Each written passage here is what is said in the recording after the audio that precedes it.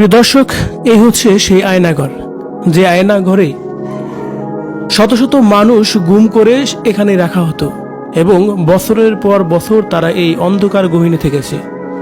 না শুনতে পারছে বাহিরের কোনো আজান, বাহিরের কোনো শব্দ, না শুনতে পারছে মানুষের কোনো কলাহ ও পাখির কোনো শব্দ। এই অন্ধকার ঘরের মধ্যেই তাদের বছরের পর বছর কাটানো হয়েছে। নাম দিয়েছে আয়নাঘর।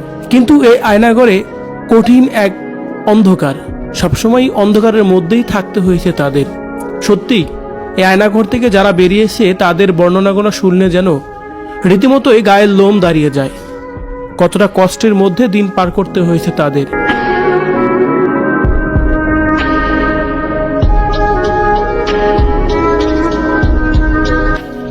গহীন এই আয়নাঘরের ভিতরে আপনি থাকলে কতদিনই বা থাকতে পারতেন?